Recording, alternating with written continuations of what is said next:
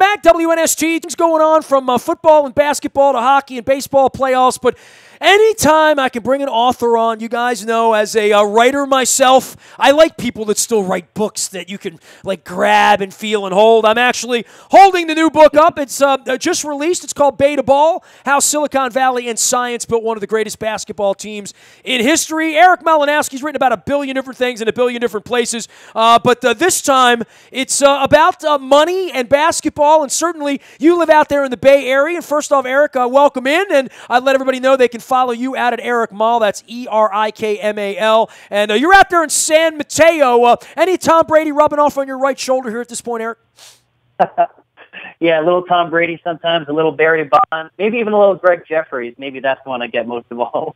Well, you're going to, into the Wayback Machine here to break Greg Jeffries out of 20 years later. You've written a book, and look, I've written a million, had a million authors on. I've written a handful of books. Every time I get together, I'm like, I wonder what the genesis was. Like the first time I ever wrote a book, I scribbled notes down on a pay stub after the Ravens won Super Bowl 35 about like, what would my 20 chapters be?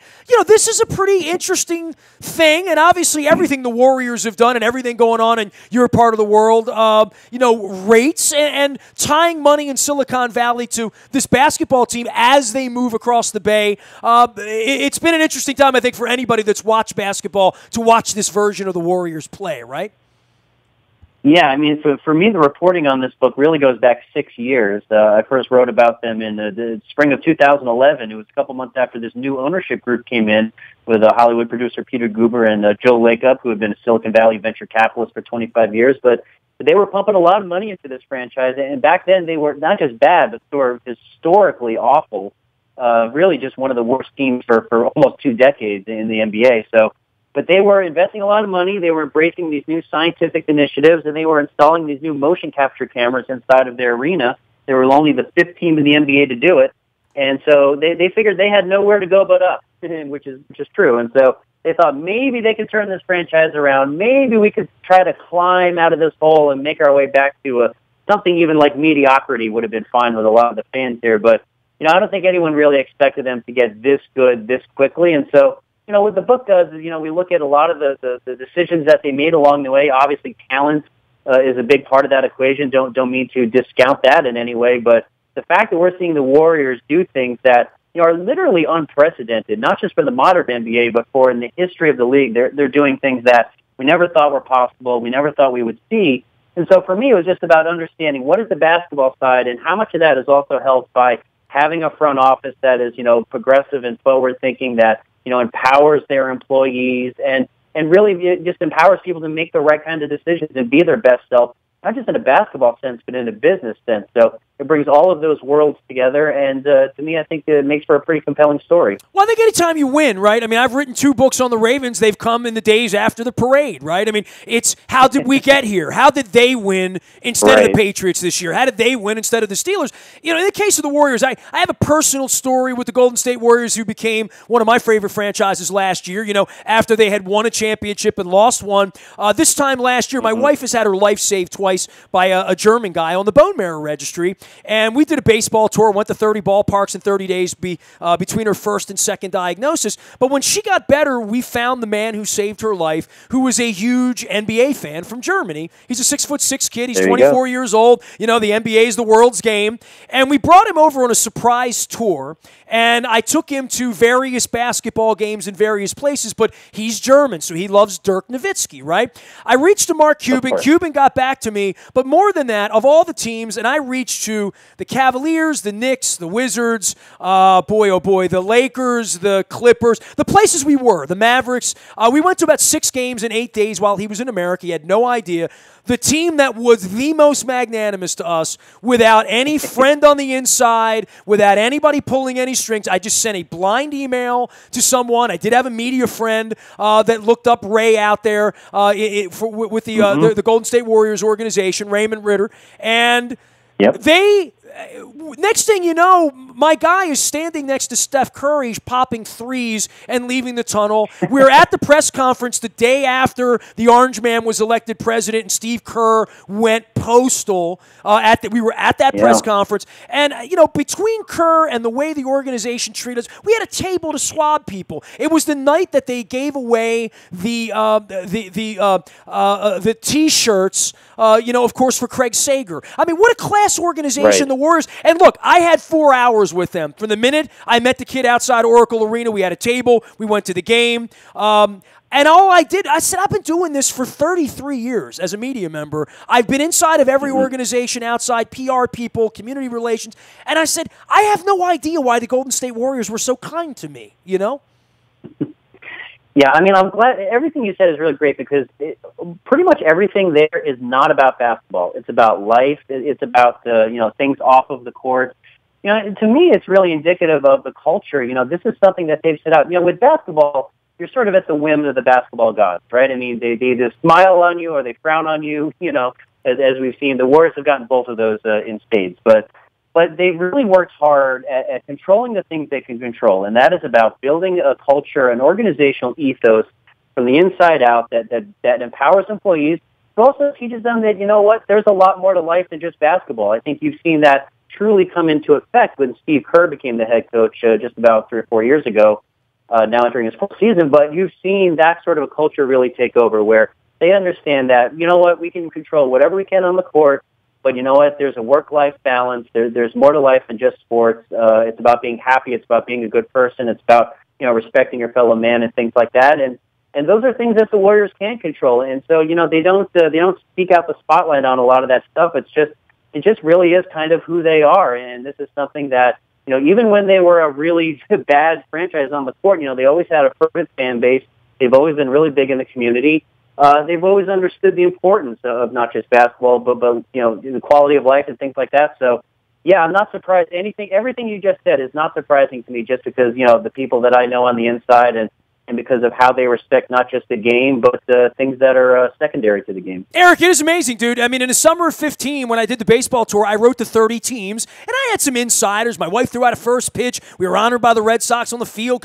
And then other teams like, the Yankees and the Cubs and the Rockies, I never heard back from. Other teams like the Washington Nationals made sure I couldn't get in. In the NBA, I wrote the same letter to 8 or 9 teams, and, the Knicks were magnanimous. I'm still waiting to hear back from the Clippers and the Lakers and the Cavaliers, and somehow the Warriors just rolled out, as they say, the gold carpet, right? And the strength in numbers and all of that. And that's why I think when your book, hit my desk, I'm like, well, there's got to be a backstory here, but, your book isn't a whole lot about basketball, right? I mean, it really is about the foundational principles on which this thing was built. Give me a couple of, the legs in the story of the book. Why did you write this book? I mean, what was it about the thing that made, this is the special thing, other than just winning, because somebody wins every year, right? Yeah. Yeah, and it's funny because, after I stole the book idea, about 6 weeks after that, they lost in Game 7 of the finals. They had, one of the most historic collapse in the history of sports. So all of a sudden, they were going a little bit back to their roots, in terms of these crushing losses. This is a team that has experienced a lot of success, but they've also had their share of failure. And to me, it was interesting to see how are they going to pick up the pieces. I mean, they had a lot of those things in place, but that could be a real turning point for a franchise, and it's about how you move forward. And in some ways, I sort of lament the fact that this sort of takes up pretty much the last 2 chapters, or the chapter and the epilogue, because in some ways I find it to be almost the most fascinating part of the story. And I feel like it's a real credit to all of the non-basketball stuff that they've built up over the years, that they were able to, embrace, in some ways embrace the failure, embrace the reality that this is our new normal. This is what we need to do going forward. We're not going to run away from it. And I think in those instances, you see the character and you see the organizational ethos that they've spent so long, building up and really instilling in their executives and their players. And they understand that, stuff happens sometimes and you have to move forward with life. And I think that's a really relatable concept. That's not just a basketball concept. That's a life concept. So I think you see a lot of the basketball in this book, but, manifest in all of that stuff are really lessons that we can take away for anyone, not just for athletes, but for anyone, trying to get through life. He is Eric Malinowski. You can follow him out on Twitter at Eric Mal. That's ERIKMAL. He is a sports and feature writer. He has a book on the Golden State Warriors and their dominance. It is called Beta Ball, How Silicon Valley and Science Built One of the Greatest Basketball Teams in History. And he's out in San Mateo, California, getting ready for another basketball season. I think part of this, and having written a couple of books on Ravens championships, I'm trying to trace it back to, the moment Brian Billick was fired and everything that went into hiring John Harbaugh when the owner really wanted Jason Garrett, but Jerry Jones wouldn't let him. And it's funny when you go back and assess drafts to say, did they really want Steph Curry or did they just back into him? and in my case, both of my books, the centerpiece at both of them would be Ray Lewis, right? Ray Lewis was a 26th player drafted. The fan base wanted a running back from Texas A&M named Leland McElroy. And can you imagine the Baltimore Ravens, had they drafted anyone other than Ray Lewis on that day, April 19th, 1996, I think the whole franchise would be different. It really is, and they almost drafted Lawrence Phillips over John Ogden on day one, which also affected both books, even though Ogden wasn't a part of the second team. When you pick people, and Lord knows I've run a radio station here for 20 years. I've picked some awful people along my way. I've also picked some very good people along my way. And the pain you feel when you pick Lawrence Phillips, you suffer. When you pick Steph Curry, somehow, even though everybody else passed him, look, Michael Jordan was passed over for Sam Bowie, right? So, we can go through this again and again, but it really is about picking people and then having the people in that spot. And first thing you need to do, you have to lay out the culture of what you're trying to do. But I would pin everything with the Warriors back to, how do you take that short kid and think that he's going to score 50 a night and is going to be the greatest shooter in the history of the planet? Because he certainly wasn't that in college, right? Yeah, certainly not. I mean, there were still a lot of skeptics that people that thought that his game was not going to translate over to the NBA.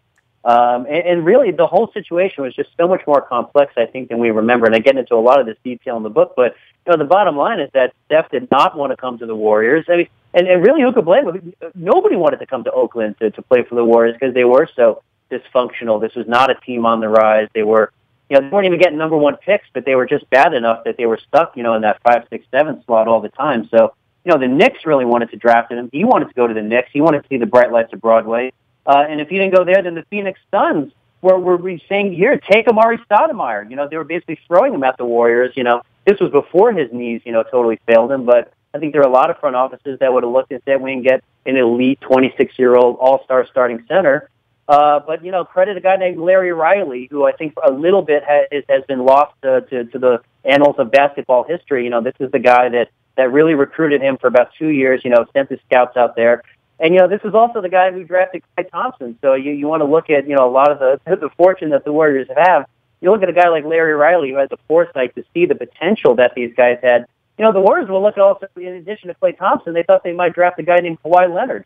And they decided that they were going to go with Klay Thompson. So, I think with all these things, you can deconstruct them to the point where you can have a lot of fun with alternate histories and things like that. But at the same time, you're looking and say, well, they drafted a guy like Draymond Green at number 35. Maybe this goes a little bit beyond luck. Maybe this goes into player development and it goes to talent evaluation. And maybe there's a lot more here at play than maybe what we already know. Last thing for you, talk about new technologies and analytics and then utilizing them.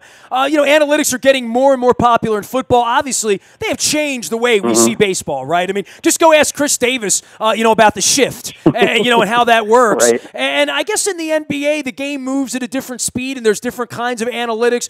I have long struggled as to figure out how the draft works for 25 years where most of the players wind up blossoming in a place other than where they're drafted to begin with. I've always found the NBA, especially since they start drafting 17 and 18, the Kwame Brown stuff, you know what I mean? And how many washouts there, complete washouts in the NBA, maybe more so than NFL quarterbacks who usually can hang in a little bit. It is a very inexact science because it's about people, right? And it's about systems. Yeah. Yeah, and also the same thing, analytics, at least in terms of NCAA and the amateur circuit, is still really very much in its infancy. I think that really is going to be sort of the next wave of player development is looking to see how can we sort of get ahead and try to evaluate these guys even before they come to the NBA and try to have a little bit better idea of how their games might translate, because you're right. In a lot of these cases, it is a crapshoot. And, we've seen so many can't miss, quote unquote prospects, very definitively miss, as soon as they reach the NBA. And it feels inexplicable to us at times. So, I feel like the playing field in the NBA has really been leveled a lot when it comes to, data aggregation and collection and science and things like that. And a lot of these, teams are getting pretty well versed in these things. And so I think the next frontier is going to be something like that. I think it's going to be something like, something a little bit more nebulous, like, player evaluations and personality assessments and, monitoring sleep patterns and things like that. And trying to use all of those elements and combine those with the analytics that you're collecting to try to get, in their totality, I think a better a view of where your professional athletes are. And there you can try to really get into some cool stuff like, injury prevention and things like that, and monitoring fatigue levels and getting smarter about all that. And once you can try to master something like that, then you're talking about something that could really revolutionize the game going forward. Yeah, I really screwed up when I was out there, and the Warriors were so kind to us, and Steve Kerr was so kind to us, and all that stuff. I never bought like a Warrior throwback dud. And first off, Rick Barry was my first ever. I was born in '68, and the Bullets, the Capitol and then Washington Bullets, were very big at that time. And Rick Barry beating up on the Bullets, and it pissed my dad off. But I always loved the Golden State Warriors logo. So I don't want the city, and I don't want the newfangled Draymond Steph thing. I want a Rick Barry throwback. And at one point, I'm going to do that. I'm going to get a Rick Barry. I told Rick Barry that a couple Super Bowls ago. Yeah. Got to have the cable car on, absolutely, and the stars as well. Hey, great to have you on, man. That's Good right. luck with the book. It is called Beta Ball, How Silicon Valley and Science Built One of the Greatest Basketball Teams in History. And I'm assuming you don't even need to be a Warrior fan for this. If you just want to know how teams are built, right? This is Moneyball sort of meets basketball, right? Yeah, it's not a blueprint. You can't follow from point A to Z and say your team did all these things to work out. But it is, I think, a pretty interesting case study in how you take a team that really is rock bottom and how you try to get them to the elite level. And yet you see all the things that have to work out, and you see all the decisions that you do have to make along the way. Hey, man, great to visit with you. Good luck moving forward. We're going to send everybody out to check out your book out on Amazon and anywhere books are sold. You can also find Eric at Eric Mal, ERIKMAL. Keep Oakland and the Bay Area safe out there. I'm sorry we missed you this weekend, but I shall return again to the Bay Area. Great having you on, man. Thank you so much. Appreciate it. You got it. Eric Mal, the way to find him out on Twitter. He is Eric Malinowski. The book is Beta Ball, How Silicon Valley and Science Built One of the Greatest Basketball Teams in History. Good story on the Golden State Warriors as we get ready for NBA season. NHL's there.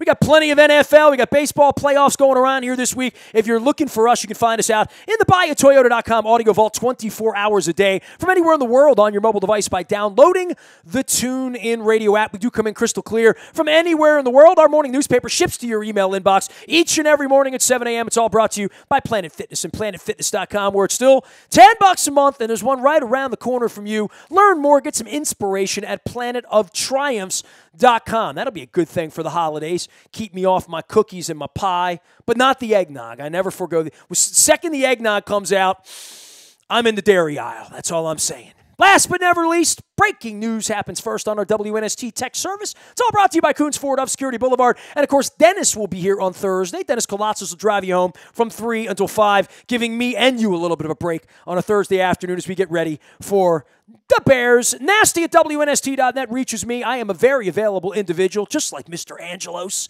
Facebook, Twitter, LinkedIn, Snapchat, Instagram, streaming live on our Facebook as well as our YouTube WNSTV channel. I'm Nestor. We are WNST.net, AM 1570, and WNST Towson, Baltimore, and we never stop talking Baltimore sports.